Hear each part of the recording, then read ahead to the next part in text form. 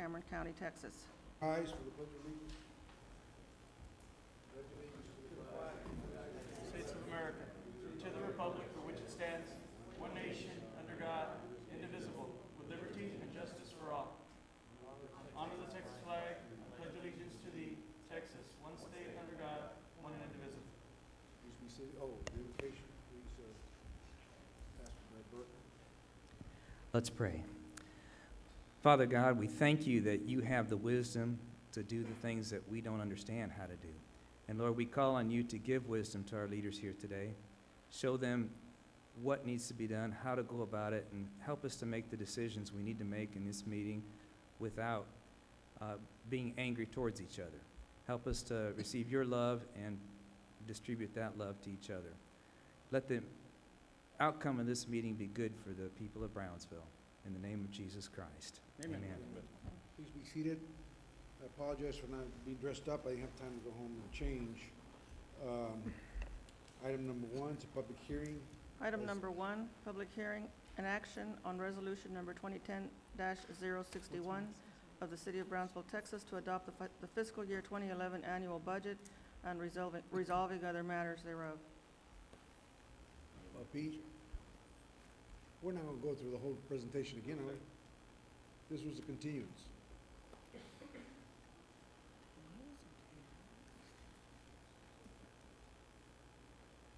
Honorable Mayor, members of the City Commission, since last time we have met with Mr. John Bruzak and Mr. Leandro Garcia with the Brownsville PUB to see if we could work something out and maybe shorten the deficit that we had proposed to you earlier. And I'd like to just go over some of the changes or some of the proposals that the PUB and us are working towards meeting. So I'm going to skip a lot of slides here that I've covered before.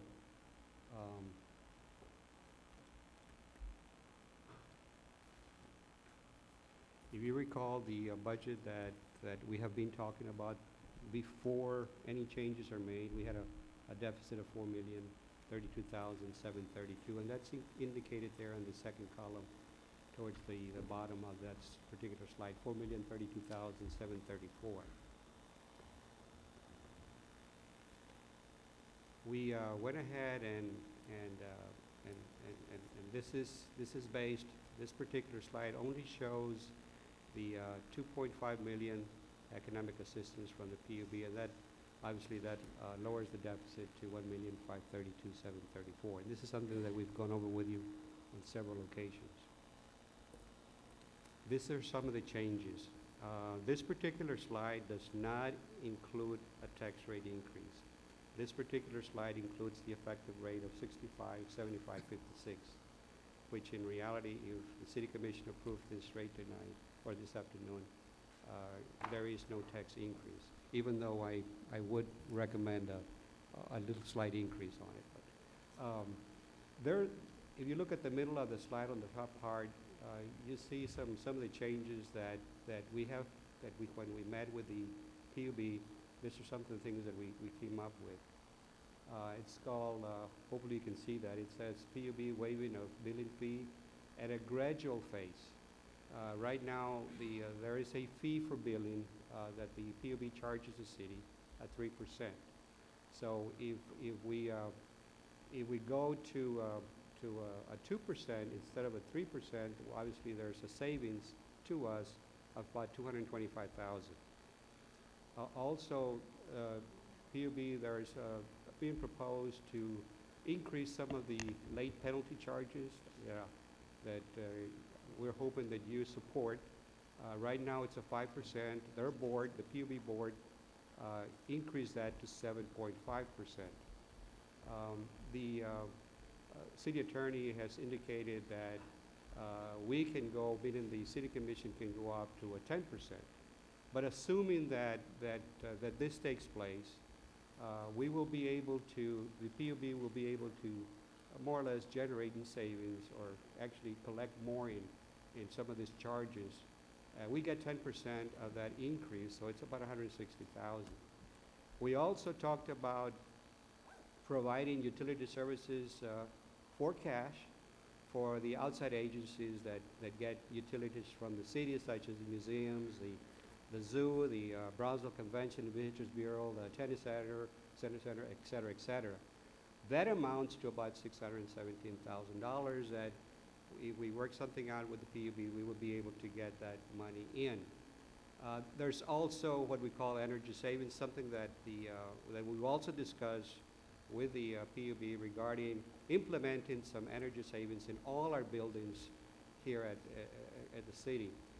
That number there is a small amount because obviously it's going to take time before this thing is actually implemented, meaning that we would need to buy equipment I guess, to place in some of these buildings, and that in itself will generate some savings. Now, this number that came up, it's a small amount. It could be higher. Again, it all depends when we implement the process, but it's a savings. We also have, even though the PUB has not officially approved the $2.5 million additional transfer, that number is listed here in this particular schedule. If you look at all these changes that have taken place, we're still short about $225,000. Again, the tax rate continues to be at 65, 75, 56, which is the effective tax rate. If we go to the next slide, the change here is that working with the PUB, and we realize that they're going to have to find ways to recover this revenue loss for them, and hopefully they'll make this up with some of the changes that they plan to implement, such as a little bit of rate increases and reducing some of the penalties that for late charges. But assuming that and again, this is a gradual phase-in on the waiving of fees for billing fees, we would go from a 3% to a 1%. If we go from a 3% to 1%, that means that there's a savings to the city of $459,200. All the other numbers remain the same, and if that takes place, then obviously we have a balanced budget. These are hard numbers, but we will be working very closely with the PUB and see if we can actually achieve what we have here in this particular slide. And really, I can go on and on and on with other slides, but this is the main one. Okay, any questions from the commission? Okay, PUB, can somebody from PUB come up here? Leandro?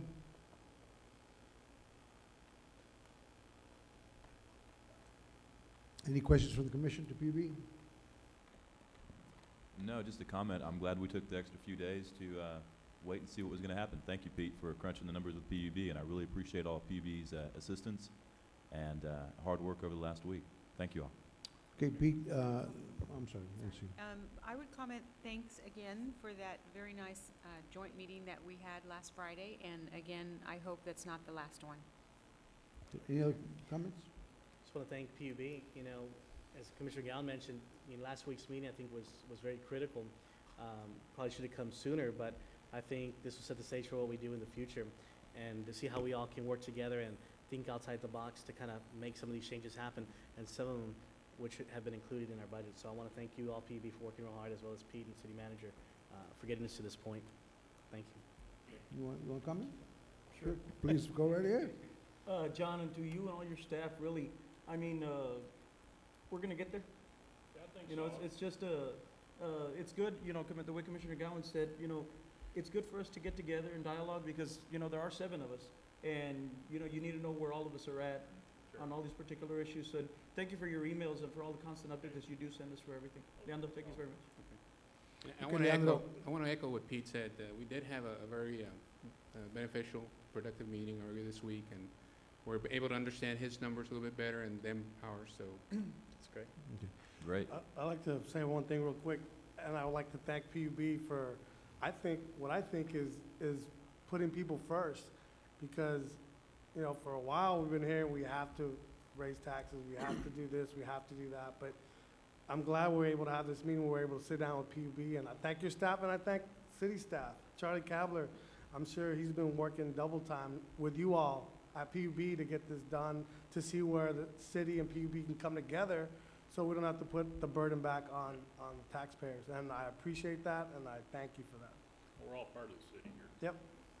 I appreciate that too, PUB, but as you very well know, I oppose rate increases to balance the budget because this entity is a different entity from PUB, which is more service-oriented, you're more capital-oriented. So raising our dividend by raising utility rates is not the solution to me, but. Mayor, you did that last, You're out of order. last You're year out you of did order. that, though. You're out of order. Last year you did that. Wait a second, you're out of order. Last This year you right now, voted. you're out of order. Right now, I have the floor and allow me to speak. We're raising rates just to balance our budget, and I want to know how much the rates are going to go. We haven't proposed that yet, or we don't have the authority to do that, so we don't have. But I mean, this is the only way you're going to be able to do that is by raising rates. We No, do have not some necessarily. slides as part of our Yeah, items. part of our We're gonna be going over a general Yeah, but what I'm saying, presentation. I want to make it clear that the only way you can accomplish that is by raising rates. That's not true. That's not true at all. The three items that we have on the agenda, like, as I mentioned, we have a presentation that'll highlight some of the numbers and some of the additional revenues if considered by forward. the commission. Go for it. What's next? I think that's the next agenda item. Okay? Mayor, I'd like to make a motion to adopt the No, effective wait a tax. second, this is a Oh, we public gotta- hearing. we gotta I close. haven't called for closing the public hearing. Does anybody from the public want to speak on this public hearing? It has to do with the adopting the budget for 2011. Please come forward, state your name. Good afternoon. On behalf of the Camille Playhouse, its board of directors, staff, hundreds of patrons, my name is Liz Rustenberg Hanley, and I've been on the board for 6 months. I'll be very brief. I know you're short on time. So thank you for your time and your past support of the Camille Playhouse, and I'm speaking you today in light of the 2011 budget. Last year's 60% cut in funding from the city led us to seriously reconsider and reconstruct our business, making significant improvements in daily operations while striving to maintain the educational and artistic goals of the Camille. Difficult decisions were made, such as eliminating positions, reducing office staff, and cutting production costs to the absolute bare minimum. But in the midst of all this, we've made significant improvements. We have proudly accomplished this in our main stage season and in our productive and popular summer workshop for kids. After 47 years, the Camille Playhouse is still open. However, we came dangerously close to closing our doors last year. While our volunteers have kept the productions top-notch, we have gone without major maintenance to our buildings and have no reserves for any emergencies that may come up in the future. Our nearly 50-year-old theater, the first community theater in the Valley, needs refurbishing of the facade, lighting, sound, and air.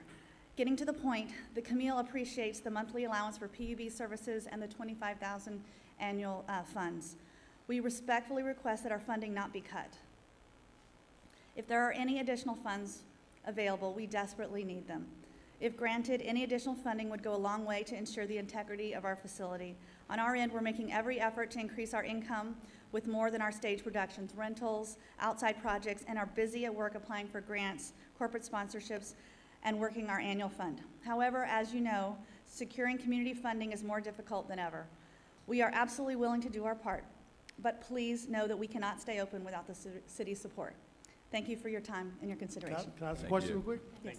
Can I ask, to this date, how much has the Camille Playhouse raised in renting out your facilities for banquets or whatever like that? Because I think it got brought up last year that, you know, we all want to, I support Camille Playhouse, but when I have people ask me the question, once you ask them how much they raised last year in renting out that hall for weddings or whatever, how much have y'all raised to this point since last year? Specifically on the actual renting of the DeStefano room, I don't have that number right here. I know that we just barely broke even last year. How much did y'all raise in donations this year? In donations, we sent out our annual fund, and so far, we've received $5,000 to date. That's in the $5,000 in a whole year? Well, No, we today. we sent it Today. out Today, 2 months they just ago, sent it. Oh, or a 2 month and a days. half ago. Yes, but honestly, people don't think of the Camille as their first option to donate money to. We have to pull every dollar out. And I mean, we are working on it. I mean, I know, yep, so you are fundraising, you started. we are fundraising. We had our annual fundraiser last week, our hairspray grand opening. That was our first annual fundraiser for this year. We've had it last year as well, so, Thank Yeah. you Questions? very much. thank you. Anyone else? Any other questions? Thank you. Thank you. Thank you for your time. Anybody else wants to speak? This is a public hearing. Okay, please state your name so the city secretary can record it. Good afternoon, ladies and gentlemen. My name is Oscar Mazo, and I'm here to ask the commissioners and you, Mayor, to please come to your senses and make sure you protect the citizens of Brownsville. Do everything in your power that the people that elected you to the positions that you hold now to hold the line on tax increases. You know what the state of the economy is. I don't need to tell you. I recently read an article on the internet about the middle class disappearing, and it's largely because of tax increases in large part. So please come to your senses and think about those that you're going to affect with any tax increases. Thank you. Thank you, Thanks, sir. sir. Is there anybody else that wants to speak?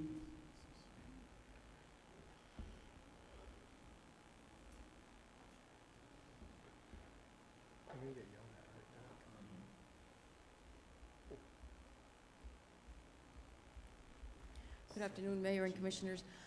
Just to, I don't know, plead, I want to ask you to reconsider or try to, as hard as you can to just kind of put this aside. I know it's a hole or whatever you want to call it, but we're all in the same hole, believe it or not. And we're just trying our very hardest just to make ends meet. And I know some people might say, well, you know, I'm doing very well down here in Brownsville because I'm, you know, but not everybody's doing as well. So instead of the cutbacks that nobody got or was considered, we still got what has been talked about by the mayor and mainly by the mayor. So if you could just please reconsider a few cutbacks, more fundraisers, get people involved, get volunteers, get so many people that you can get on board. It's not an uphill climb. It really isn't. But it takes teamwork, and teamwork doesn't happen from night to the morning. But it's about talking together and really coming to a consensus and looking at the community. This is a very, very struggling community. I can't say it any time more than I have, and I insist.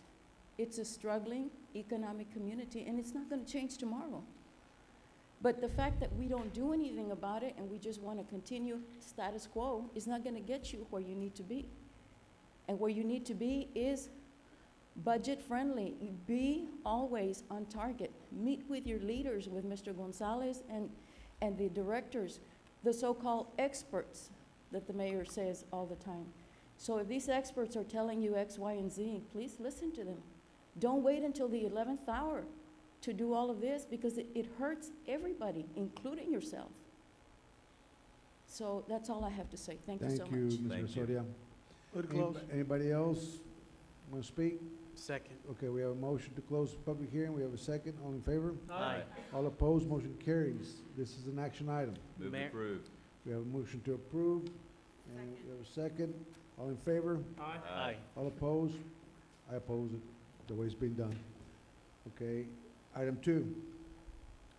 Nay, I- that's a nay for myself. What are we For you approving? also? Item 2, public hearing and action on first reading of ordinance number 2010-1529, levying ad valorem taxes for the tax year 2010 for the use and support of the municipal government of the city of Brownsville, Texas, for fiscal year 2010, providing for the interest and sinking fund of the fiscal year 2011 of the city of Brownsville, Texas general obligation bonds. Honorable Mayor, members of the City Commission, the budget that you just approved has a tax rate of 65, 75, 56, which is the effective tax rate, which in effect, it has a 0 tax increase.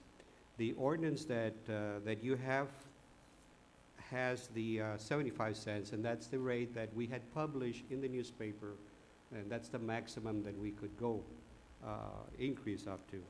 We are going to make changes tonight, and then we'll have a second reading Monday. And the ordinance for this particular item will have a effective tax rate of 65, 75, 56. So those changes will be made, and when the second reading comes to you this coming Monday, that's what the effective tax rate will be for the city.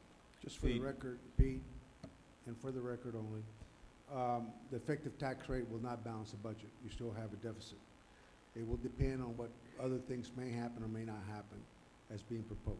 Based on the presentation that was made tonight, with those changes, the budget is But nothing has balanced. been adopted yet. We don't even know how much rate increases or anything. Right now, this budget is being approved.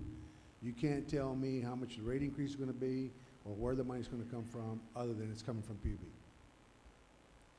Should I go back and look at it again, or? Mayor, you just saw what he proposed. I think it's clear as He clear can went be. line by line through it and Exactly. showed how But the you were saying reductions, with the transfers, et increase cetera, over would here, balance the and budget. then we get the balance. And if I can talk, I'd appreciate it.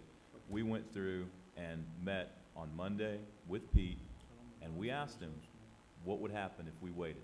Right. And what happened when we waited is that our city staff, PUB's staff, got together and looked at how they could reconfigure this budget in order to balance it without raising taxes. And that's something that I think a lot of people, based on what the comments were, didn't understand. We're not raising taxes. We're keeping the effective rate the same. The city is retooling with what it has.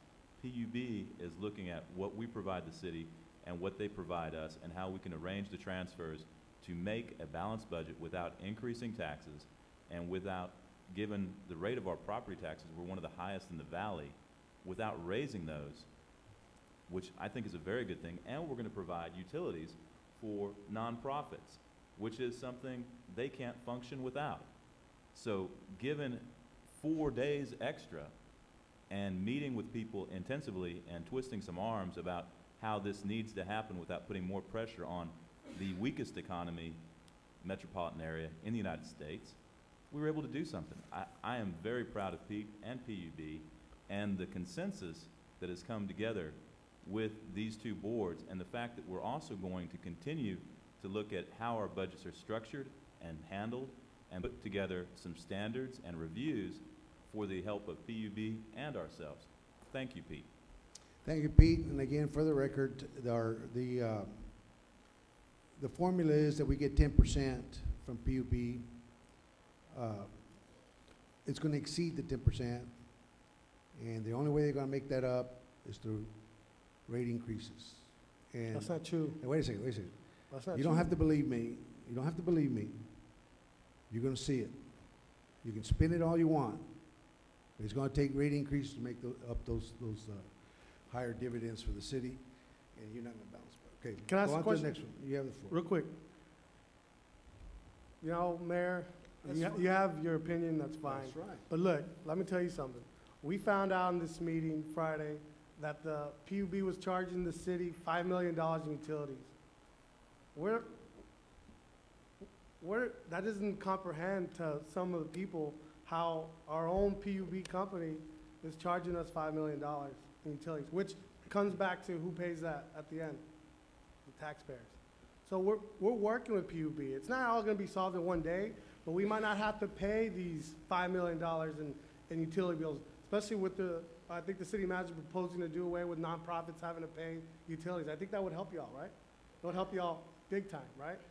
It does. So that's what we're looking at right now. These 4 days that we waited was to come up with ideas to help solve this budget and at the same time help struggling nonprofits. So we're doing it, you know, and he can say whatever he wants and what he wants to fill. They might not have to raise the rate this year or next year. They may do it in 3 years from now when it's better. But, you know, he's just throwing the scare out that we have to raise rates to balance his budget. That's a total misinformation that I've ever saw one before. He voted last year to raise rates. Now this year, his biggest thing is we shouldn't raise rates. What happened from last year to this year? This year, we don't have to raise rates. PUB knows they're gonna study the possibilities of rate increases, but they may not even call for rate increases this year or next year. So while we're going through this recession, PUB understands what they need to do also to help the city and the citizens who pay taxes and pay rates. So give them a chance before you throw them under the bus of what they're gonna do. Okay, in response, no, let me respond, please. To make up the 5 million that the city gets in utility rates, that the city, it's like cash. They don't have to pay it back, but they receive it. If they didn't have to pay it, if we didn't have our utility company, they would have to pay 5 million. We get it. It's not free. It's part of the dividend, part of the 10%. Now, if the city's not going to pay for those utility rates, the ratepayers are going to have to make up the, somebody's got to pay for it. It doesn't magically come free. Somebody's got to pay for it. So they will raise rates to make up that 5 million, okay? Now, as far as me voting to raise rates, that was in the water and wastewater, not in the electricity. They're proposing to raise rates in the electricity too, when they don't need to. But they're doing it so they can increase the dividend to the city. The city's dividend is 10%. Last year, we got more than 10% to balance the budget. We got 3 million. This year, we're getting an additional $2.5 million, which, you know, I understand why. But as long as we ignore the problem, the hole's going to get bigger, and we don't have the solution. We're going to depend on PUB, and we're going to be raising rates and penalizing the ratepayers because we can't make the tough decisions here. That's what it's all about. We're asking PUB to bail us out. PUB's fine. You shouldn't need to raise rates. That's a dividend to the ratepayers. We own our own utility company. You get the lowest rates in the region because it's being run right, not run so the city can balance its budget. The city's supposed to stand on its own with the 10%. Okay, let's move on. Also, this ordinance also includes discounts for early payment, 3% in October, 2% in November, and a 1% in December. And the motion would be to approve the ordinance at the effective tax rate of 65.7556 cents. So moved. Second. A motion, second, all in favor? Aye. All opposed, nay. Well, were we supposed to close public hearing first? Only Yeah. one nay? Move to close. Motion, this is a public hearing. It's a motion to close. close public hearing. All in favor? Aye. All opposed, motion carries. Now the action item. So moved. Second. Motion second, all in favor? Aye. All opposed, nay. Ms. Zamora? Okay, good, aye. Now, item 3. Item 3, public hearing and action on first reading of ordinance number 2010-1533 concerning Chapter 102 of the Code of Ordinances entitled Utilities, which provides for electric, water, and wastewater service rates and charges and conditions of services, amending Section 102-195 to establish the monthly customer service charge for residential electric customers at 5.53 and providing for severability clause and effective date. Our presentation is going to cover the 3 items that we have. It'll cover them all, and then we can consider each item individually if that's okay. But the presentation will address all 3 of the board's requests of ordinance changes to the commission, if that's okay. What we're going to do, my name is Andrew Garcia, Chief Financial Officer for Brownsville PUB. Sorry. I'm sorry, George. If we're gonna deal with all 3, does city secretary need to read 3, 4, and 5, or are we gonna go? Do you want to vote on them separately Yep. afterwards? We can vote on them separately, but if you want to read them so they can address all 3 at one time. Okay. Item 4, public hearing and action on first reading of ordinance number 2010-1534 concerning Chapter 102 of the Code of Ordinances entitled Utilities, which provides for electrical, water, and wastewater service rates and charges and conditions of services, amending Section 102.76 to establish the penalty for delinquent payment of utility bills at 7.5% and providing severability clause and effective date.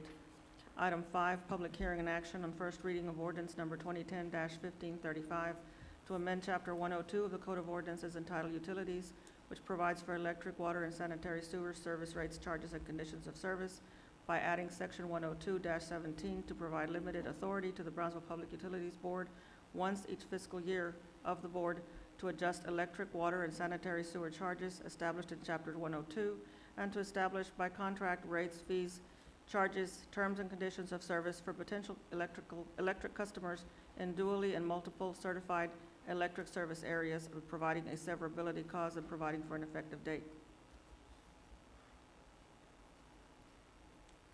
Yes, on the first item, this is an item that our board considered on September 15th. concerning the customer service charge for our electric residential customers. A little bit of history. We had a cost of service study in 2005, and at such time, the actual customer service charge, as recommended, was approved by the Commission at $5.53 per month. Prior to that, we had a customer service charge of $5.24 there in 2005. Prior to that, we did have the $5.53 in place through 2007, and going into fiscal year 2008 on September 18, 2007, our fiscal year begins October 1, the board and the commission adopted a change based on staff recommendation, board recommendation, to reduce it down to $2.53, a $3 reduction there. The fee at $5.53 was generating about 2.4 million, 2,470,000 prior to the reduction there in 2007 to the 253. In essence, what we're showing here in the middle bars there, the white sections, those are the revenues that were foregone with a reduction. 1.38 million in 2008, 1.4 in 09, 1.43 in 2010, and we're projecting 1.43. What this item seeks consideration of is to reinstate the customer service fee to $5.53, and the actual ordinance was drafted to have an effective date of January 1, 2011. Now, one of the things that we may ask for you to consider is, because of the acceleration of some of the items that the city's finance director requested, we may ask maybe for consideration for a 10/1 2010 effective date, or something earlier than January. The next slide addresses item number 4, which is the late penalty fee. The late penalty fee had been in the books in the code at 10% for several decades. The earliest code reference that's in the actual court and ordinances is 1971. Same time that we considered the customer service charge, the board and the commission adopted a change from 10% to 5% on September 18, 2007. So that was a 50% reduction. This late penalty fee was generating 3.2 million, over 3 million a year prior to the reduction. And with the rate at 5%, you'll see here on the white pieces of the bar graph here, the revenues that was foregone, 1.87 million, 1.84, and 1.81. We're projecting 1.82 for 2011. This was adopted, as mentioned, going into fiscal year 2008. And these revenues are what we'd like to recover at this point. The board did approve a resolution requesting the commission consider it at 7.5.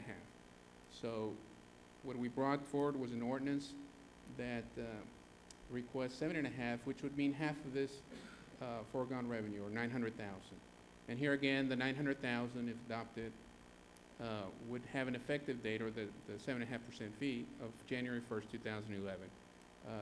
We may ask for consideration for moving it up to 10/1 to accommodate the revenues that we have to recover based on the city's budget strategies. Next one. One of the things I want to cover here, just for information purposes, is a little bit of background as to what was happening in 2008 that made it the reasonable thing to do for our ratepayers to provide relief. In 2008, here again, this is the same graph from the customer service charge. Next graph, where we see the reduction. This is the late penalties, same reduction here in 08. Next graph. What we were experiencing in 2008 were some favorable interest income levels here, 2006, 2007, 2008. A little bit higher than we had historically in the early 2000s. But here, again, I want to emphasize that with the downturn in the economy, PUB, along with the revenue losses from the penalties and customer service charge, did experience reductions in interest earnings opportunities. We went from 3 million in 08 to 1.5 to 850,000 to 800,000 this year. We were we had the benefit of a good revenue stream in 2007 at 4 million plus. So this was something that came upon us based on the economic downturn, and we've had to deal with it at PUB as lost revenues or fitted into our budgeting balances process. Next slide, please. Also, in 2008, we were experiencing very favorable all-system sales. This is energy that's sold on the market at favorable prices, and this 10 million was actually the net margin that we received. We actually sold like $18 million worth, but we had costs associated with it. So we did experience some favorable years here, 06, 07, 08, especially in 08, and that was one of the fundamentals or one of the favorable aspects of our budgeting plan at that point. So unfortunately, with the market also that fluctuates in the energy market, we did experience significant reductions in earnings opportunities there in 09, 10, and 11. One of the things, those are also your nets, right? these are net amounts. One of the strategies that we employed at PUB, because these numbers here weren't fixed revenue stream type of resources, we did dedicate these funding sources to one-time uses only. So these funding sources were able to complete our reserve funding, some of our CIP. We didn't obligate the O&M budget to this revenue stream, recognizing the fluctuation aspect of it, or the instability and the just unpredictable nature of these monies. Next slide, please. This graph puts it all together with the blue here in 2008 being the off-system sales net margin, the 3.1 million here on interest income, 187 in late penalties, and the 1.1 in customer service charge. So these were, definitely very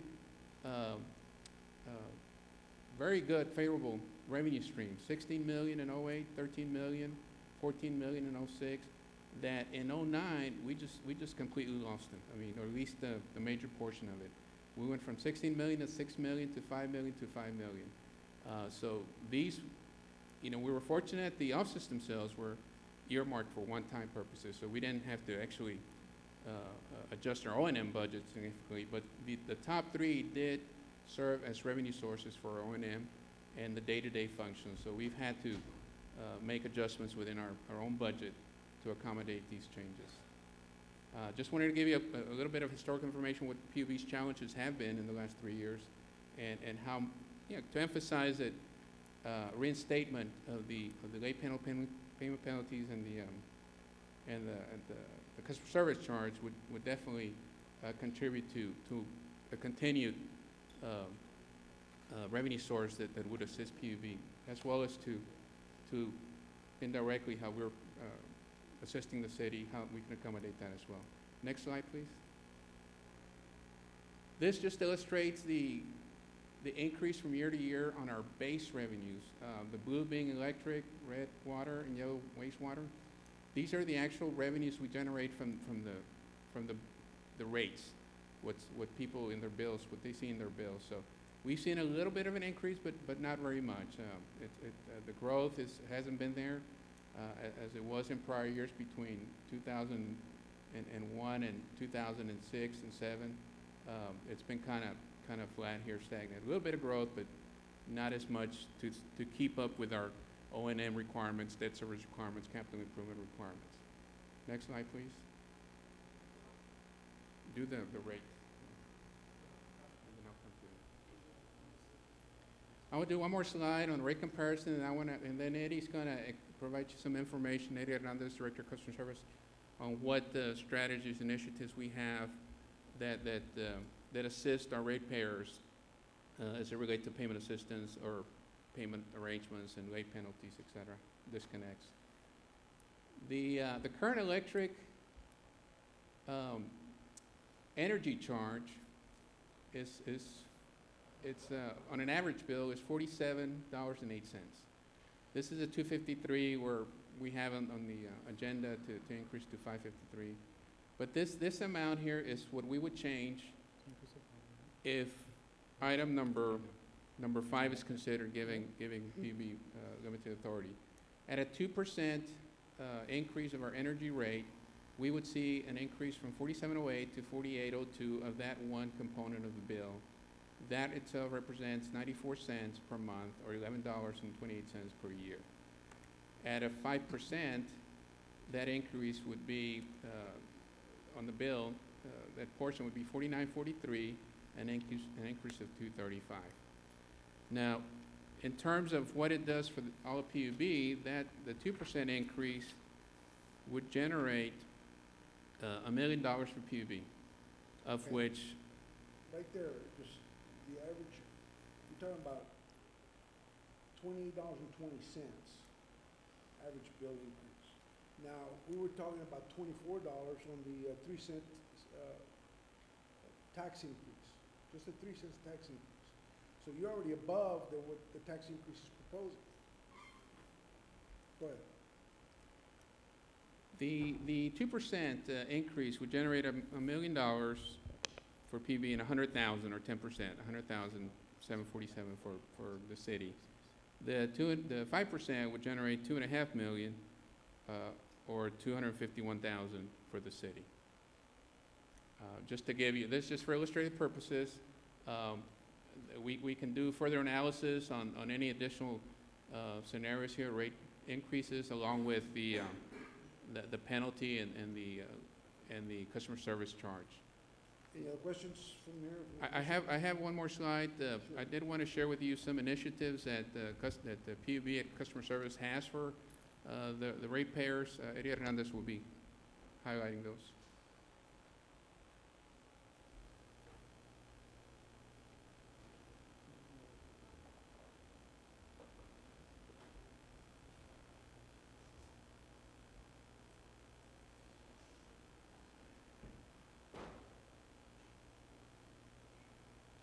Mayor, Commissioners, my name is Eddie Hernandez. I'm the Director of Customer and Information Services. Can we hit the next slide? This is a breakdown of the late charges for 2010. You can see that we're still short 1 month, so this is year to date. What this shows you is that in total, we've collected about 1.7 million in late charges. 78% of that came from residential, and 21% comes from commercial. This line down here will show you what the monthly average is, so you can see that it's fairly consistent. And I guess the one thing that I would take away from this slide is the count. In general, there are about 20,000 accounts that receive on a monthly basis, on average, a late charge, which translates to about a third. So a third of the customers are hit with a late charge every month, and I believe that had been asked earlier. Next slide. This to kind of just give you a feel for how things work. This is the collections timeline. So utilities are consumed for the first 30 days. Then on the 31st day, the meter's read. On the 34th day, the bill is created. It takes us about 3 days to create the bill. On the next day, the bill is mailed. Then as far as a bill becoming late, for your average customer, it's 20 days. Now the ordinance states 15, but the PUB, we go ahead and give them 20 days. And the reason for that is that a few years back, we implemented a new customer information system, and we got a whole lot more efficient, so we cut our processing time dramatically, and it just had it had the effect of cutting off an entire week from our timeline, and that kind of hurt some of the customers because they were used to paying a bill on a certain date. So the easy way to fix it was, okay, we'll just give them a few more days. We'll give them another week to pay. So your average citizen gets 20 days, so it'll go to approximately 54 before it's late. Now your senior citizens have the same timeline except for the payment date, which excuse me, they get 37 days. So they get an additional 17 days in that process. And the reason for that is there's no month longer than 37 days. The longest month is 31. And so the 37 days spans any given month. That way, regardless of when they receive their retirement check, whether it's at the beginning of the month, the middle of the month, or at the end of the month, they shouldn't have a problem. I mean, they should, as far as budgeting goes. There may be other issues, but as far as budgeting goes, it shouldn't hurt anyone. The late or disconnect notice is sent out on day 59 or day 81 for the seniors. A new process that we've implemented this year is, or I shouldn't say this year, like this past week, is an automated call out by our IVR. We've been able to upgrade it, so now we're doing automated call outs, and it's, if we happen to have your information, your phone numbers or whatever, it'll place a call and let you know that, hey, there's a disconnect scheduled. In order to avoid the disconnect, the inconvenience of the disconnect and the $75 fee, call us, make a payment arrangement, or make a payment. It's just like a reminder, because for a lot of people, they just forget, And then the disconnect actually happens on day 66 or day 91 for seniors. So it's a pretty good timeline. And if you all have questions at any point, please feel free to. Yeah, let me ask you this. You say a third of the customers will be affected by. Are currently. Yeah, currently. Would you say those are basically the most hardworking people that are struggling repeatedly? It's a continuous thing to where they end up paying the late penalties. Well, basically the poor. And I want to add to your question. I have the same question, but has it been the highest? Is this the highest it's been over the years? I mean, have you seen an increase in people who have had to pay late fees because of the situation the economy is in right now? Yes. It has gotten a little, we have seen a dramatic increase in our workload as far as payment arrangements, and I think I'll hit on that in a couple of slides. Let me ask a question too. Has the fact that they lowered the late fee has just opened the door for more people to be late since it's not much of a penalty? Well, I mean, there is that argument, I mean, because it is a balance. You know something? If they pay late, they pay 5%, the bank's not gonna give you 5%. You're making more money with a late fee than a banker is. Well, but you got to realize it's not investment income also. No, but what I'm saying is revenue stream. Yes, sir. As revenue stream, you're making more money, and to go to 7.5%, I think that's gouging for the person that has to live from paycheck to paycheck and worry about paying his utility bill or putting milk on the table. Mm-hmm. I understand what you're saying, Mayor, but it's not an interest income. It's basically a fee, and what you all need or what should be understood is that there's a lot of work that goes behind that. In other words, doing the payment arrangements, going back to your original question, we've seen a dramatic increase in payment arrangements. That's a workload, and there's a cost there that's borne by, I mean, it goes to the pot, so to say. Yeah, but the pot's already there. This helps to offset it. Your existence is there. Yes. You're there. You're being paid, what, $120,000 a year, okay? No. Okay, well, you're paying well. You're getting well paid, okay? But you can make that motion.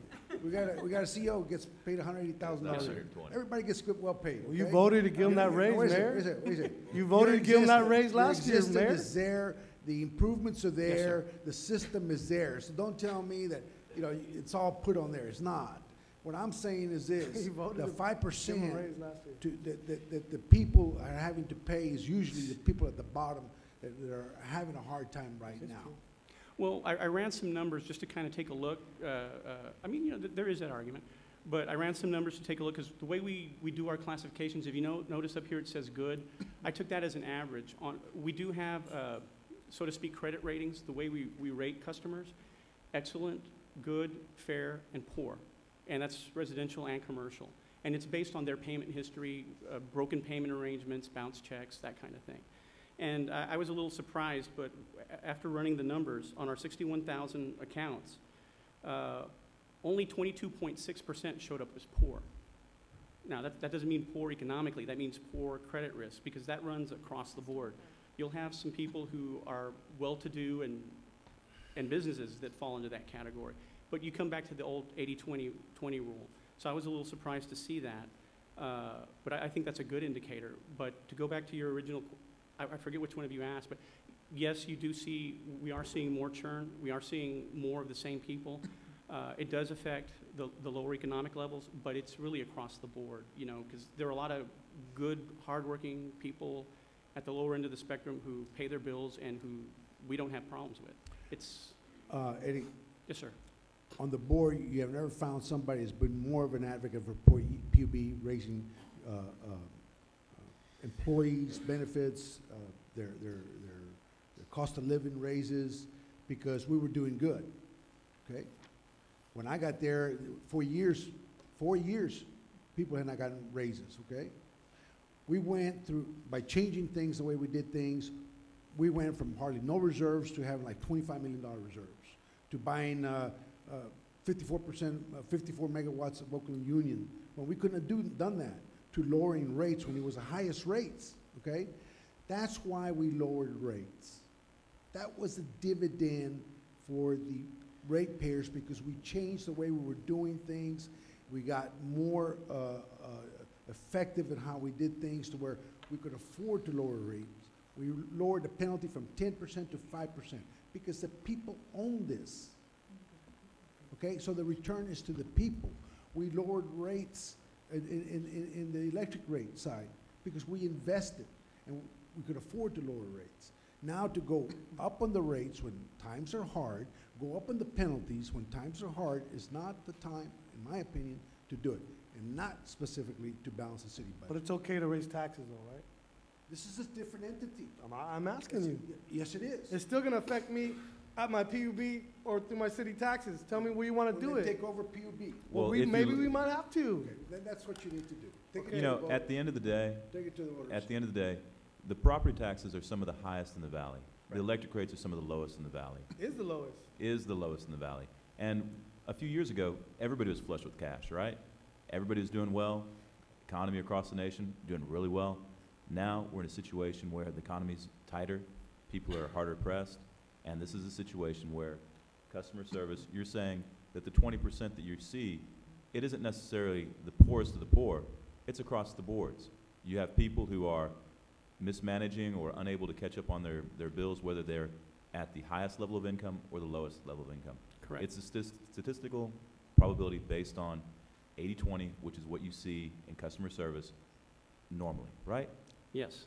Thank you. Correct me if I'm wrong, but my bill might not go up if I decide to be energy efficient, call the PUB and find out how I could be more energy efficient in my home, because you have people that help citizens with that, am I right? Yes, we do. So my bill might not go up if I choose to energy efficiency my home and turn off the lights and conserve water and all of that thing, right? Correct. Thank you. Basically, it's to what Dr. Gowan was alluding to. It's about education. I'm a person that lives, like just about a lot of people, from paycheck to paycheck. I live out of my means, and that's why I moonlight, okay, to be able to get everything. But one thing is always secure. I, like many of your customers, and my question really was, is there more being done to alert the customers about scheduling their payment so that it can be withdrawn from their paychecks? The online, where it is accessible to be online. Because I know that at the beginning of every month, no matter how I work, my house payment has to go through. Included comes my PUB check. So when I do my budget for the month, for the upcoming month as an educator, we get paid once a month. I got paid today.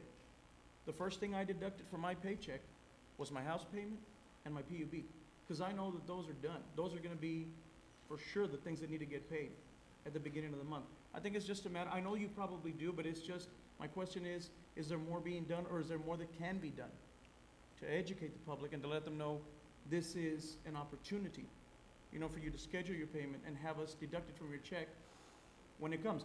I know how much is gonna be deducted because I get my statement 10 to 15 days before. Bless you. Bless you. So I know what is gonna be deducted at the beginning of the month. Yes, sir. On my PUB bill. Yes, we do. And I think we'll get to that in a couple of slides, but just a real quick story. I did have, a few years back when I first started in customer service, my background's accounting.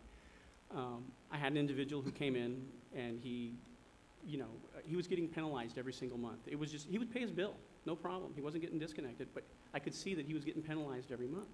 So the accountant and me did a little spreadsheet for him, and I showed him well, here's your principal, and if you want to look at this as interest, and, you know, here's the fee. And I went through the whole thing, and the entire time, the gentleman just sat there and he smiled at me, and he kind of nodded. Okay, okay. So, well, and I didn't think I was getting through.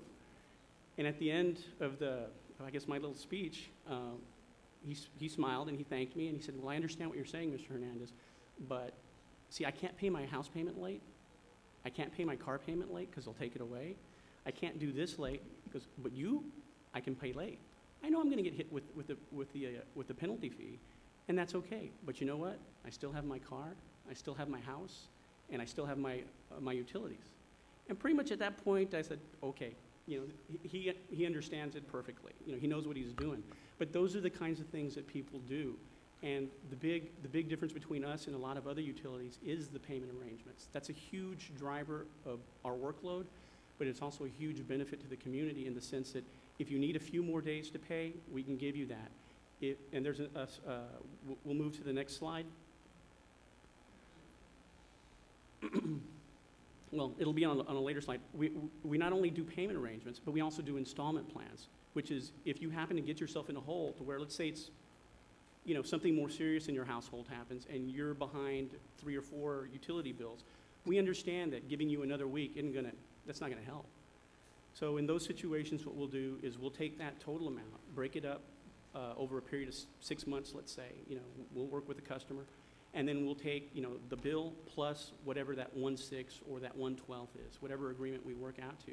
And then they'll pay that amount. And it gives them the ability to pay it off over time. And in those cases, there's no fees, no interest.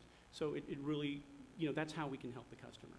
Eddie, quick question. Okay, thank you. Is there any way you can, or I don't know if you do this, you know, many senior citizens, for example, they look at their check or they, you know, have somebody help them read the bill, but an insert that says, if you're having trouble with your bill, do the following. Is there anything on our bill that helps them, kind of says, you know what, I'm gonna have trouble with this, but I'm gonna do the following, I'm gonna call, I'm gonna make sure I can look at an installment. Do they know that already? Because those, I mean, for example, at a daycare the other day, and you know, one of the patients there was talking about, well, you know, I'm having trouble with my bill, they're gonna take me to go see PUB.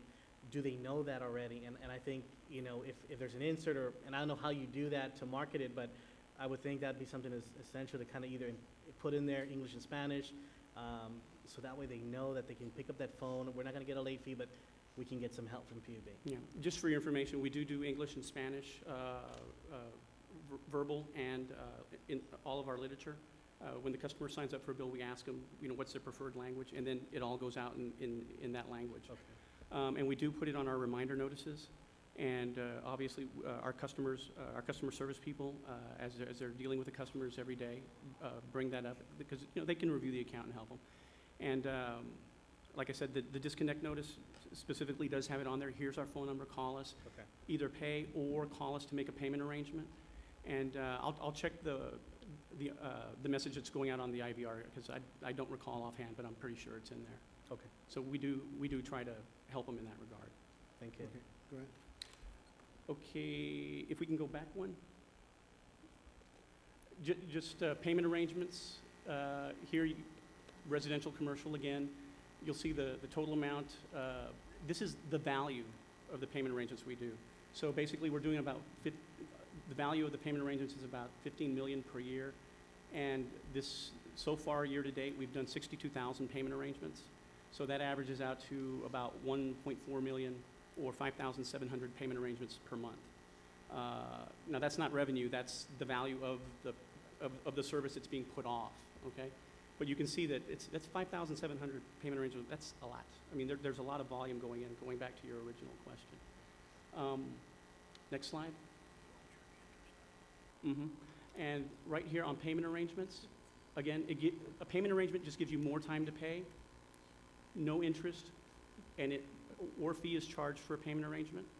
The same thing with an installment plan. Now, like I said, the installment plan, it's usually done when there's a larger amount, and we break it up over a number of months, and there's no interest, and there's no fee charged for that either. Again, senior accounts, anyone over 62, given a total of 37 days to pay before they're penalized. And as I mentioned before, our new IVR call out, which is us, I guess, taking that extra effort to try to let people know that, hey, you know, you need to come in and either come in and make a payment or call us. Next slide. Payment options. You can pay either in mail, in the mail, in person, Dropbox, ACH, directly from your checking or your savings, ePay, which is basically online. We can set it up automatically. We have 25 payment stations around town, such as HEB. You can pay over the phone. And a new initiative is kiosks. We do have a lot of walk-in traffic. 50% of our customers come to the building. And one thing, we're going to start a pilot project in about a month. We're going to put some kiosks in the building and drive up, so individuals can pay cash, credit card, debit card, check. And what that'll do is give them a receipt, because a lot of the, you know, if you go by at the beginning of the month, you'll see a long line. And I ask the customers, well, you know, why are you in line? I mean, why are you not using one of these other methods? And say, well, you know, I want my receipt. I don't want to, I need to have that receipt. And that's perfectly fine. So our job is to address those options. So that's one of the reasons we're looking at the kiosk. And if it works out, and I'm pretty sure it will, those are things that we could also implement at the city, you know, City Hall or Duffy Building, those kinds of things to make it easier for the customer. Next slide. And that's pretty much it. If you all have any other questions, I'd be happy to address them. Anybody have any questions? Nope. Okay. Thank you. Thank you. I wanted to wrap up with one more slide that just recaps where PUB stands on electric rates with comparison to other utilities. It's hard to read, but PUB is here on the left at $87 bill versus $111. Magic Valley being the close by utility. Leandro, I don't mean to, could you blow that up a little bit more, please? Thank you. There you go. Much better. These numbers as of July, based on the residential 1,000 per kWh user. Even on a 12-month basis, we do both a month-to-month because we know that things change every month. On a 12-month running basis, we were at an average of 92 versus 105. There's another utility that's a little close to this, 901 at 91 versus our 87. But you'll see the big range here up to 143 first choice. So we are competitive. We have favorable rates today. We have had for the last 12 months, and our goal is to continue being competitive and staying under other local utilities. Can I ask a question real quick? Yes. So from what I see there, not that we want you to raise rates, but if you did have to raise rates a little bit, you'd still be lower than everybody else, and then more money would be coming into PUB, thus giving more transfer to the city, thus we don't have to raise taxes, right? Yes, the flip side to being competitive and very favorable is we can have an argument that we're leaving money on the table because we're underpricing our commodity. We're a nonprofit. We're not here to make profit.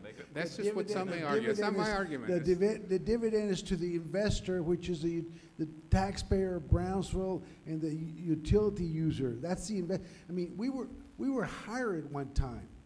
We couldn't even buy the 54 megawatts that we bought to lower rates. That was an investment we made to get that done. And now we're looking at going back to the way it was before, to where we're going to have higher rates and people are going to be complaining. That's what the commission wishes. That is fine. My opinion is each entity should stand on its own. We shouldn't be balanced at the budget because we can't make the tough decisions. Last year you gave us a $3 million grant, which sacrificed capital improvements on the PUB side. And PUB should not be sacrificing that because that's what it's there for, to give us the best service at the least cost. It's not there to make money, okay? Leandro, are you there to make money? We are there to keep the system and the best You're there operating to operate, right? order. You're there to operate. We're there to operate and you can't operate it without money, can you? I need to maintain a system that will Well, I mean, guarantee come the on. revenue You're over here stream. saying they're Talking nonprofit. like a lawyer. Anything that you want to, anything you want to kick over, since you don't want to make any profits or have any extra cash, you can send over to the city. Okay? Thanks. Leandro, I have a question. I have a question. Leandro. Well, then we should be making money here in the city. I mean, this is a Yes, we business. Well, should. I think we should be making, You're I think we should absolutely right. Right. we should be providing a Leandro. service that people can be proud of and that they can be satisfied with. Well, we should charge And that's something that $5 we for need to bus. do, and that's why we need to review our operating procedures We should- at we should- PUB and at the city both. We should charge $5 for bus. Leandro. I mean, you know? I assume that when you bring in more money to the PUB, you are able to provide more capital improvements that Exactly. is for the betterment of the entire city. Am I right? Thank That is you. correct. Thank you. Leandro, what's your capital improvement account look like right now? We have a spending plan, and it has different funding sources of about 106 million. 106 That million. includes, the major piece is the hour grant, the 46 Have we million. had any problem doing that? No. Some Now, of- we did at one time, before 2004. The system was in bad condition till our board, which is not the board that's there, made the tough decisions to put it where it's at now. Now, tell these colleagues of mine what the reserves are. Well, I'm glad you called me a colleague here, not what you call me on the internet, so great. Before I answer your question, Put this on the, before I get at that one, Tell the us what 106 the million has different funding sources: internal generated cash, new debt, which we're proceeding with cautiously, the grants, and then some carryover money. So it's not from just this year alone. It's a multitude of resources. I want The you to show us reserves- the financial health of the system. What are reserves? The reserves are right now in full compliance with the bond covenants. Through the bond covenants 2005, we made a promise to establish an operating reserve fund of at least 2 to 3 months. 12.5 million we started with, we're at 16, close to 17 million. That's more than what the city has. And we And started that's with good. 0. That's good. And that's an operating reserve for the most extreme conditions, worst case scenario if we have to respond to a catastrophic event, to keep our system, our operations on an ongoing basis.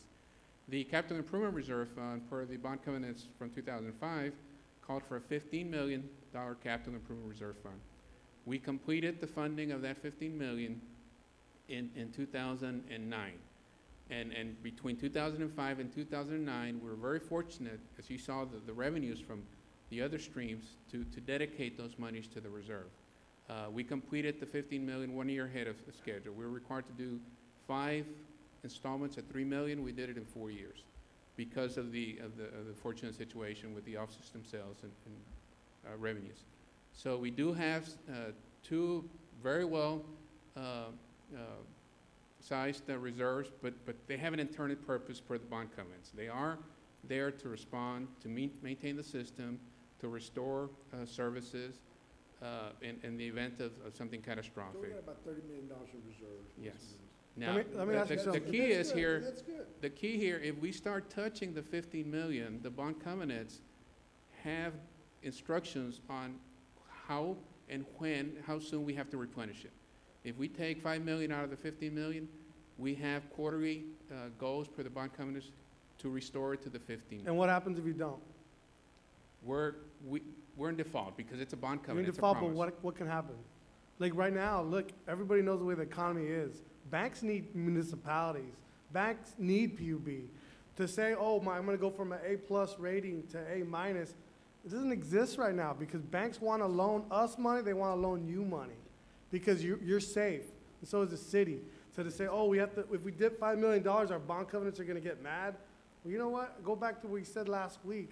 If I buy a car from GMC, they shouldn't be able to tell me, well, don't buy that refrigerator because then you might not pay me for this car you buy. I don't see how. I would defer to All I bond can counsel say and our is that I'm financial glad advisor PUB for- doesn't operate like the city, because that kind of thinking Oh, would thank get you, Mayor. PUB bankrupt. Mayor of the city, mayor of the city. But I would defer to bond counsel or financial advisor for the Yeah. impact of. Yeah, I've talked to Noe many times and he sees.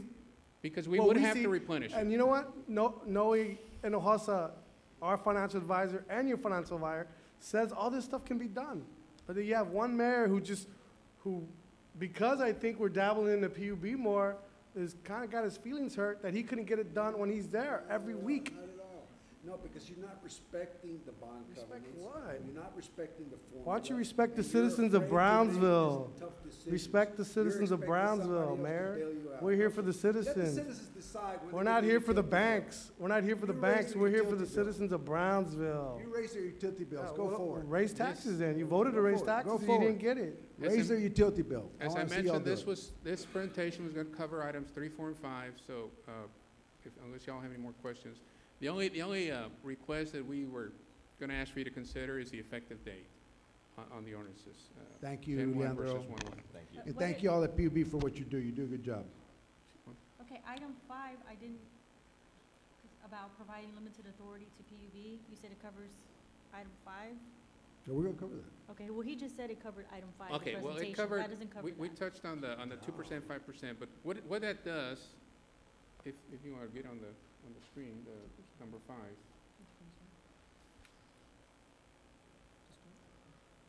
What we're doing here, Commissioner, this is what we're doing here.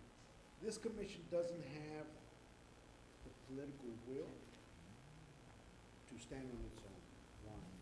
Two, we're shirking our responsibility to raise rates. And by doing this, they will raise it at the board level without coming to the. I agree, and I to- totally without coming against to the that. city, wait a second, without coming to the city. That's a non-elected board. But you represent us there, Mayor, Listen, on that wait a second, board. Wait a second, that's a non-elected board. We're shirking our responsibility and putting the financial health in their hands to balance our budget by raising utility rates. That's what we're doing. To people who are not elected, because we don't have the political will, but people will know, and you can hear all the lawyer talk, okay? When your utility bill goes up, that was to balance the budget here. Let me say something real And quick. there was no need to raise your rates. Okay. We're doing it because your utility, because this body does not have the courage to Well, balance the I budget. just don't understand how we're able to do number 5 when the charter explicitly states that They- rate they- increases have to come before the city commission. They told They are me coming. that they can do it by, Excuse me, Mr. Mayor, procedures I'd like to address that, because I do have one suggestion for this ordinance. What this ordinance basically does is it basically provides a pre-approval up to a maximum cap. But what I would respectfully suggest that the commission add to that is a termination date of the ordinance. In other words, this ordinance would operate as pre-approval to give the PUB. carte blanche. No, Your Honor, no, Mr. Mayor. It would give the PUB the authority to raise rates up to a certain pre-approved amount, not carte blanche. Well, carte blanche up to that amount. Well, That's not carte blanche. To me, discretion, that is carte blanche up to that amount. discretion up to a certain amount, a pre-approval at that amount over a certain finite period of time. So in other words, this commission would be saying, we give the PUB the authority to raise rates for this amount over a certain finite period of time, If need be. if necessary. So the commission is effectually giving approval for the rate increase, but allowing the PUB board the discretion in the manner in which it's implemented. But Mark, that should come before us. Any rate It is increase- coming, it is any coming before you, rate- Commissioner. They're No, not it's not. proposing right now rate increases. Any- They're doing it the sneaky way. They're making it appear to the public, they're not doing it, but they're gonna do it, because that's the only way they can fund us, okay? Now, it's carte blanche because they have the authority without us saying yes or no. We don't vote on it. No, We're you're- telling you're- them, do it Mr. whenever Mayor, you you're want gonna to vote do on it. it right now. Well, which- yeah, but wait a which- second, it's not before us right now. The citizens will not have the opportunity to come before this body right here and say, we're against you raising rates, like they're here, we're against raising taxes. Wait a minute, real quick. How many times have you been coming up to us, and I've been on the board for 4.5 years. Every year they come up for a rate increase, and every year we've denied them because we don't know the unknown. You sit on that board and you never come and give any of the commissioners an update of what's going on with utilities. You sit there and you smile like that. That's what And you know do. what? That's a good point, because you're always asking for more oversight over PUB, and this time around, you're shirking your responsibility No, as a I'm city not. commissioner. No, I'm not. Yes, you not, are. That's You're not. making my That's not you. case. You have a board. You're making my case. They have a board that sits and knows the everyday operation at PUB and are probably more equipped to decide whether we raise rates or not. All we do is we get the blunt end at the end of the day, raise it or not raise. But that board is in everyday operations with PUB and can justify whether they need to raise rates or not. They might not raise rates this year or next year, but we're giving them that opportunity because they're more knowledgeable about PUB than we are. Now they're more knowledgeable when in the past they weren't. When it comes to rates. If I may, Wait a second. When are they not? Wait a second. You're making our case by saying that every year they came be here before I don't know, I was us, on trial, yeah, Mayor. And you're saying that we denied it. Now, they don't have to come before us. So that way, they don't have to face you, and you take the easy way out. Let somebody else mess with your problem. Now, as far as me not informing you, sir, you get reports from PUB every week or every month, and you get the press releases from Bill. I have more things to do, better things to do than hold your hand. You want to raise taxes? I'm very busy. You're busy at raising taxes. Doing the people's business. You're busy to want to raise taxes, more than right? what you do. You want to raise taxes and add a $3 fee to everybody from PUB. Tell us how is that solving solutions All I'm asking to people. you is come up with a plan to balance Tell the me. budget. He You don't did. like And how that does plan? incurring more You taxes don't like that yes, solve plan? this You don't like problem? that plan? Come up Go with a ahead. plan. This is John. your This has plan? nothing to This is do your with- plan? with the Okay, city live by the budget. sword, Oh, die it by the sure sword. does. Let No, the it citizens doesn't. know It sure does. what you're Tell me doing. how it You're does. shirking your How responsibility. does it? John. Dr. Gowan, did you have something I you want have to a say? question. Commissioner I Gowan. have- Thank you. John, I see several of your board members in the audience. Do you feel comfortable that your board is committed to the external review and look at how the PUB, our partner, and the city can work more efficiently and productively and proactively in the future? Sure. Thank you. There's no problem with that. if I may, just to wrap this up, the essence of the ordinance is here in number 2. And what we've done is we've actually patterned this after an ordinance passed in 1999 by the commission, which gave the limited authority to PUB to increase rates up to, or not to exceed 5%. Now, any additional parameters could be established here as the city attorney suggested. But there is precedent to this ordinance, which was initially passed in 99 and then amended or adjusted in 2001. So it didn't survive, an extended period, but it was in the books. And what we've done, what the board approved at its September 15th meeting, is a resolution to bring this for consideration. Okay. Thank you. Now, Can I make one comment before they, allow me to say this. Sure, can I make This a comment after you? commission may not agree, okay? But this is the way it works. If this is the way the commission wants to deal and balance the budget, that's fine. We'll take the vote, just let the citizens know, however, let them make up their mind. Good. Everybody has their own opinion, I respect that. I feel very strongly against this because I think we're shirking our responsibility. And I don't think this is the way to address our problem. And I think each entity should stand on its own. PUB was not in the best shape in 2004. Before then, we had the highest rates. And I think this is going down the wrong path, and I think it's at the wrong time. But that's my opinion.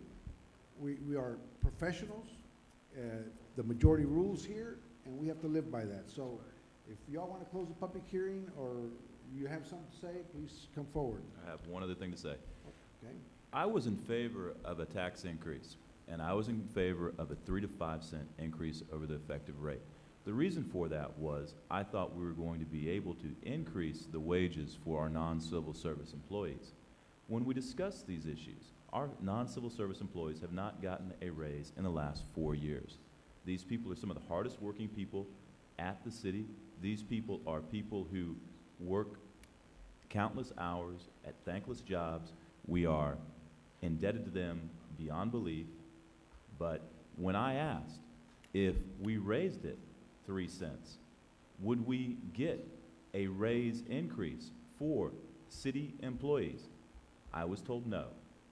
And so if we're not going to be able to increase the quality of life for our city employees who work so hard for us on a day-to-day basis by increasing it, and all the city is doing is putting money from one pot to another, then why should we increase taxes at all?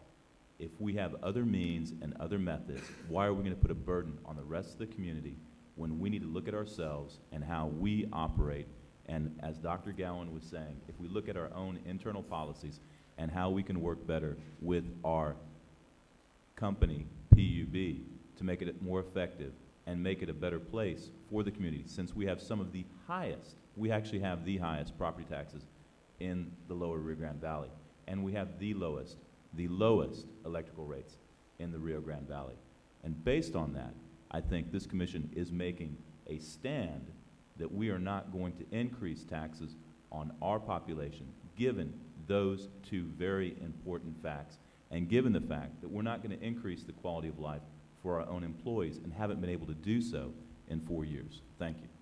Thank you, Commissioner. Anything else? Move to close. Mr. Pettit? No, Mr. Pettit? Oh, sorry, I didn't see you. I want to go with item number 5. The way that reads on that number 2 and item number 5, it says the Public Utilities Board, once each fiscal year of the board, shall have the authority to increase or decrease rates, fees, charges of its electric, water, and sanitary sewer customers not to exceed 5%. My problem with that is, one, it's not doing what Mr. Saucy, and I know at least one, if not two of you, told me you wanted in the ordinance, to have some sort of a finite, some 5 years, you're not going to exceed it no more than 5% over the 5 years. But the problem that I see is one, you're not doing that. Two, you're actually now focusing on electric rates. You're actually telling them they can raise electric rates 5%, water rates, sanitary rates, the way it's worded right now, at least the way I interpret it. So you are pre-approving rate increases, I guess. Up to that, yeah. Yeah, up to 5%. But that's my problem is also you're not necessarily doing it by 5%, because if you look at I think it's item number 3 on your agenda, and it's in your backup materials on page 2, I think, of item number 3. When you increase the energy charge from 0.0350, you're increasing it to 0.04708, I think is the number. My problem with that is that that's not really a 5% increase. I do the math, that's a penny and a quarter increase over what it already is. And if it's already 3.5 pennies, that's a 33% increase. That's really just an increase in that sense, if you want to look at it that way. And you're also giving them authority in number 5 to be able to do something I think is wrong. I think Commissioner Zamora is absolutely correct. You shouldn't be able to tell pre-approved PUB, hey, you're going to be able to raise the rates for the customers however you see fit without our approval. But unfortunately, you all have some sort of precedence because you allow an unelected, part-time city attorney to be able to make decisions for you all when you have block public comment. So you have no problems with that, but you do with the PUB doing what they're doing. And just because Mr. Leandro, I don't know your last name, Leandro, says that it was you're basing it off a 2001 or 1999 precedent or law. Plessy versus Ferguson was a wrong decision by the Supreme Court. That didn't make it was right when they made it at the time. Just because you do this ordinance 10 years ago didn't make it right. It still violates the charter, I think. As far as doing the $3 increase, nobody has come up here and explained what the $3 is going to be for. Nobody has said the $3 is going to be for public safety or ambulances or what that money is going to be going for. That's not on the table right now. I know it's not on the table, but nobody has said what that money is going to be for. Nobody said anything. I did. Well, no, you're $3, but they haven't. They haven't. Slide in, that's why. Well, maybe he was going to slide in, but why aren't they coming over here? My $3 had nothing to do with it. Okay, I'll believe you. Nothing. Mayor, I believe you. I just want to know why they're asking for, sorry? It had to do with funding the arts, the zoo, the public safety, the ambulances, the animal shelter. Yeah, exactly. No, that you wanted to do it since 2007. I did not try to sneak anything through PUB. It had nothing to do with PUB. I believe you. My problem is that they come up here and they say they want a $3 increase of customer service charge. They don't tell you what it's going to be for. They don't know how they're going to improve customer service. They've already said they've improved customer service in the past, so why do they need more money for that if that's what it's going to be for? You have how much money in stimulus dollars that the city 46 million. How much? 46 million. $46 million. You're telling me that $46 million didn't help the PUB, that didn't help the city's efficiency, that didn't say, well, I know Commissioner Gowan is over here saying, well, if the person's not going to, their bill may not increase if they're more energy efficient. Well, the problem is that if they are energy efficient, you lose money because you can't balance your budget that way, and that's what the problem. And I honestly believe. No, I believe you, man. I agree. Thank you. Wow. Thank you. I honestly believe what they're doing is slightly wrong. I mean, even if you look at the wording of number 3, it doesn't even say that they're going to increase the energy charge. It's in there. It's in your ordinance. And if you're not going to be in favor of doing the base rate of energy charge of 0.04708, you need to strike it whenever you vote in favor or against it, if that's not what you're trying to do. Because I think there might be a sneak in because that wasn't in the presentation. I appreciate your time, and I hope you all make the right decision. Thank you so very much. At Oh, the and end- by the way, the other thing is, public comment should have been here at this meeting, and your unelected part-time city attorney said that you didn't have to have public comment, even though it violates an ordinance that was passed in 2009, March 3rd. And I urge you all to look at it. Thank you very much.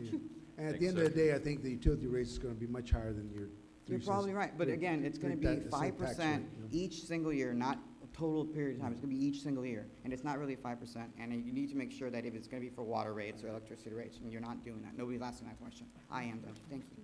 I agree. Thank you. Ms. Gasoria.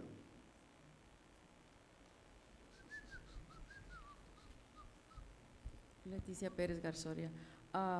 There's certainly a lot of things that have been spoken about, but what I see overall is there's a lot of room for improvement over at the PUB and at the City Commission. There are difficulties, there are strains, there are stresses, and there certainly is a lack of communication within the City Commission. As far as the PUB goes, I feel that, and Mr. Perez just touched on it, where's the $46 million and the $19 million? Is that included in Mr. Garcia's numbers?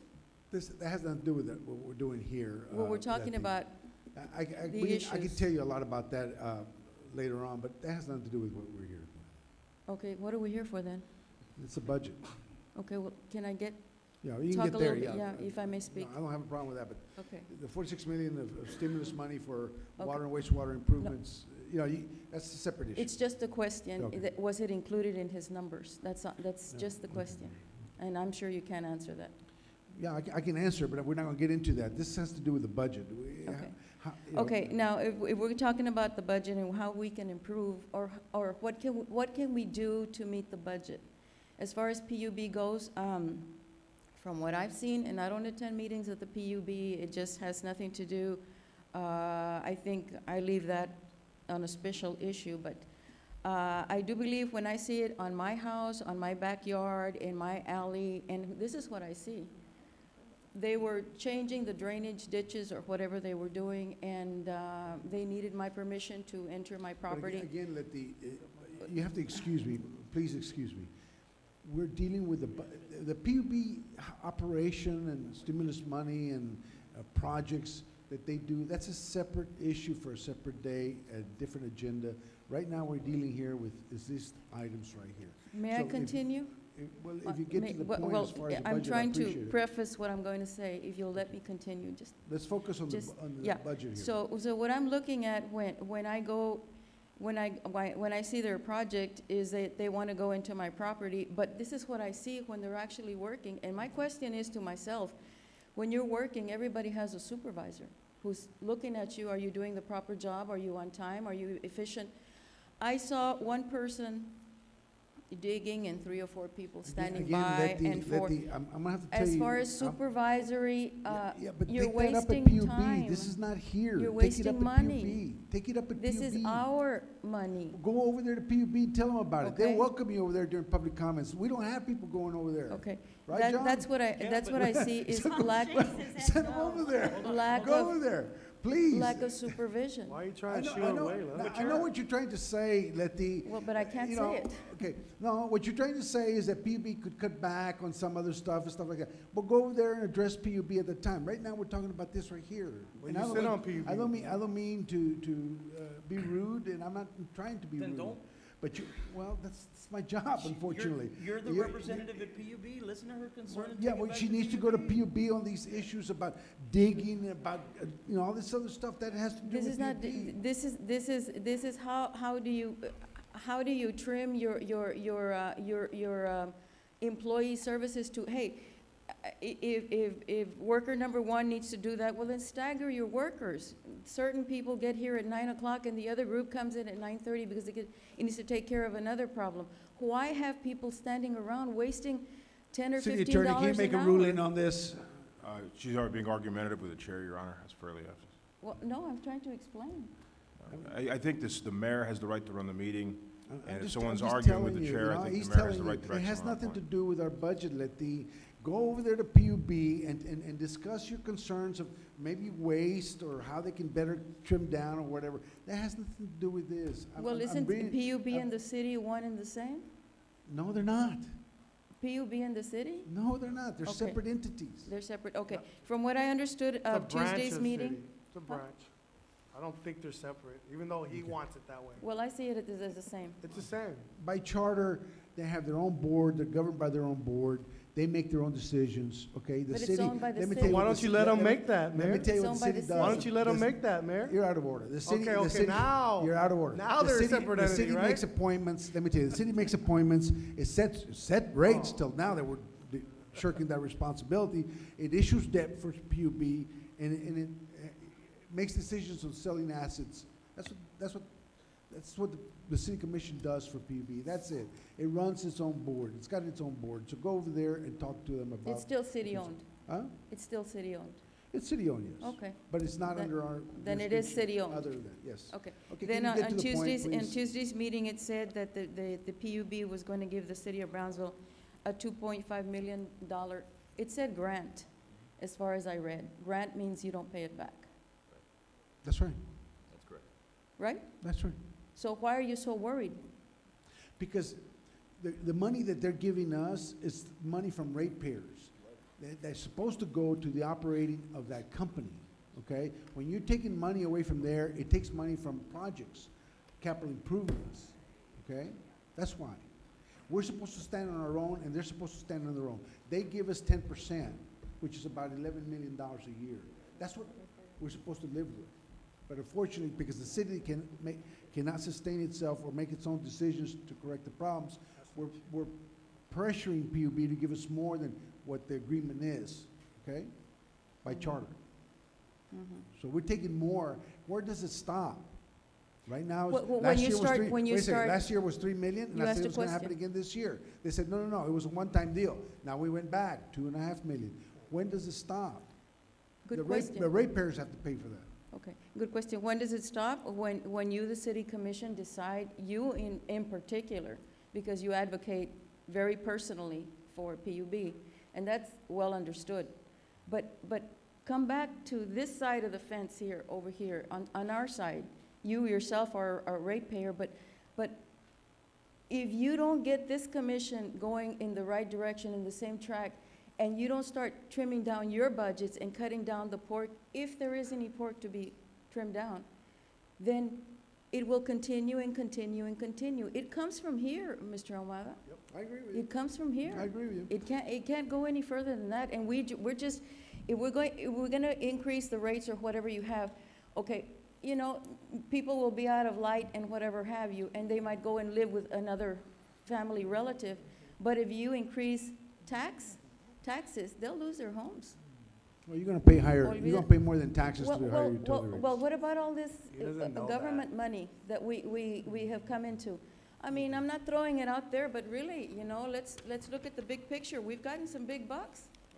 Now, whether we wanna acknowledge it or not, or you just wanna ignore it and throw it under the rug, it's up to you. But you've gotten a lot of millions of dollars down for here. You don't wanna give it the acceptability or credibility that it needs. Well, that's up to you. But still, there's things that can be improved with the city commission and the PUB, and PUB is city-owned. Thank you.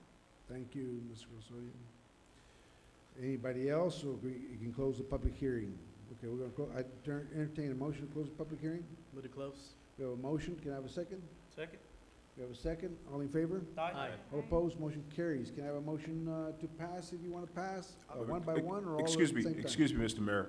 I would recommend, in regard to each of the ordinances, that the effective date be October 1, 2010, and that on item number 5, Yes. that there be a termination date of, I would say, 5 years. Well, actually, I was going to recommend that we have a 3-year term on that, and I would like to amend it as well to say no more than 5% over a 3-year term. Okay. But That's a Commissioner, motion. that's for item number 5, correct? That's item number 5. Well, we're looking at item number 3. Well, my concern was item number 5, which I believe, and I may be off because I don't have a hard copy of this in front of me, but I'm talking about the percent that it can be increased. Well, let's do item number 3, and then we'll get to item number 5. Okay, so can I have a motion for item number 3, if it's acceptable to the commission or not? What do you want to do? Mayor, I make the motion to adjust the monthly customer service charge from 253 to 353, beginning October 1, 2010. To 352? 353. 353. His motion is to raise it up to 353. Do I have a second? Second. We have a second. All in favor? Aye. All opposed, motion carries. I oppose it. It's a nay. I'm a Nay for myself, too. 2 nays. Item 4. Mayor, I'll make a motion to adjust the delinquent payments of utility from 5% as it is right now to 6%. Okay. Is it Okay, seven? we have a motion to adjust from 5% to 6%. Second. We have a second. All in favor? Aye. All opposed? Nay. Mayor? Yours is, Nay. okay, you got 2 nays. Item 5. Okay, you want to make your motion now? On item 5, we're going to make the effective date October 1st of 2010. Is that Correct. correct? And then we will do no more than 5% over a 5-year term at this point. I thought you said 3 Well, years. No, 5 years. We'll do 5 years. Okay, 5-year term, okay. Okay. We have a motion, we have a second. Mayor, I'm sorry, may I ask Commissioner to? I think Mr. Brusiak wants to. Just for clarification, is that like 1% a year? What you're saying? Well, it Well, can you be, it can be from. do it no- however you want, but you've got 5 years to figure it out. Yeah, you got 5 years to figure it out, so if you don't have to raise rates this year But or you're next saying year- in the 5-year period, we No cannot- more than 5%. 5%, So yeah. a total of 5%. If you don't need to do anything this year, fine. If you So don't we need get anything one rate increase at 5% or one little one. at 0.5% or however you want to handle it. John, You've you got- can go 0, 0, 2, 2, Yeah. 1. I I mean, it doesn't understand. matter. I'm just trying to get an idea what that means in Yeah, that's what it means. revenue. You have 5 years. That- You wanna but say that something, limit- Arturo? That limits us a little bit on, Well, my I first just wanna inclination was say 3 years, that- but then That Okay, Arturo? PUB and the city got together and they worked out a plan, and those adjustments are gonna have an impact. They're gonna have maybe unintended consequences that they didn't work out. Yeah.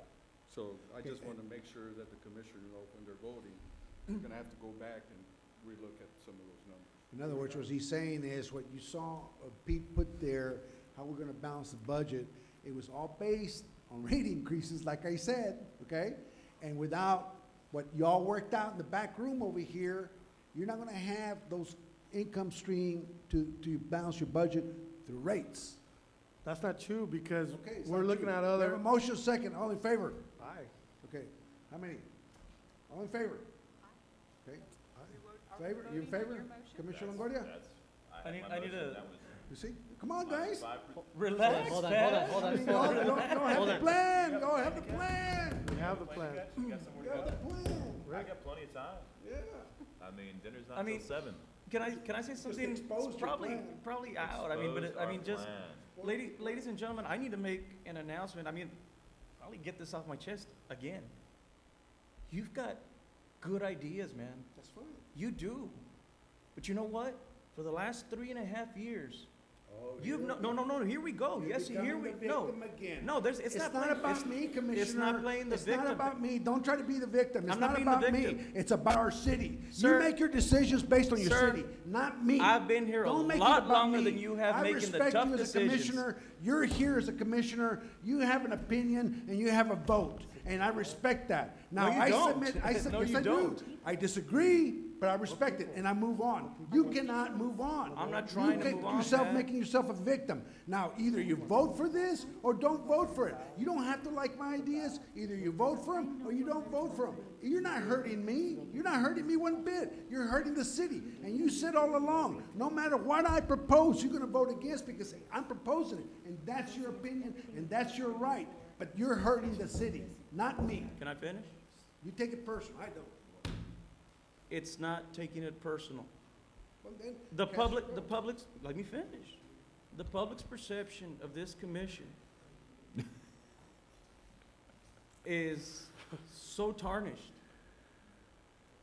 because you sit at the helm and because of your constant opinions and your constant disagreeing. If you look at the history on this commission, you were successful in one thing, and it was in uniting this commission because we had never had, as long as I've been here, Sir, that's not we the never had issue. 6 to I'm 1. not the Let me issue. finish. Yeah, you know Let me what you're trying to finish. do? You're trying to make it seem like I'm the bad guy. I'm the one that's causing all these problems, when it's not. You're Pat, an you've independent never- thinker, put things on No. the agenda, and you make your decision, and you make your vote, sir. We're You gonna don't- make our Fine, vote, Pat, but you fine. lack that little bit of you don't communicate with us. Therefore, we don't know where Can't you're do coming more- from. I can't do more than, I put it to you on the table, this is what I propose. I've been proposing the same thing for 3 years. All right. I have You tried know to what? provi- It's I have tried to useless. We're provide never gonna- guidance to Let's you. just vote and get No, out of listen, here. I Let's tried to just provi- vote. No, I Let's tried to just- provide, I told you all in 2007 that Let's just the vote. the way to balance the budget was not the way you were doing, dipping into the reserves. You did not listen. I tried to tell you in 2008, don't dip into the reserves. That's not the way to balance the budget. Raise the taxes by 2 cents, so you wouldn't listen. In 2009, y'all went after PUB, and I told y'all, you're not gonna balance the budget this way. This is not, you're not taking care of the problems. You're ignoring the problems. You didn't listen, and here we go again. You said it was a one-time deal, and we're back again, getting more money from PUB. So it's not my fault that you don't listen. That's fine. And it's not my fault you wanna take it personal. You don't like the ideas, fine. Let's vote. Okay, let's vote. Just vote the way you just. All in favor? Aye. All opposed? Nay. 2 nays. Arturo, where are you? Okay, it stood the way it was proposed.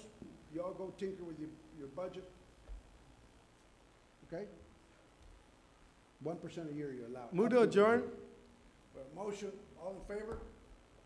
All opposed? Motion carried. Thank you all. Can you clarify that? It's not 1% a year. No, It's up to it's not 5% It's not one time 1% a year. or 1% a year, up to Okay, 5%. That's fine. Okay.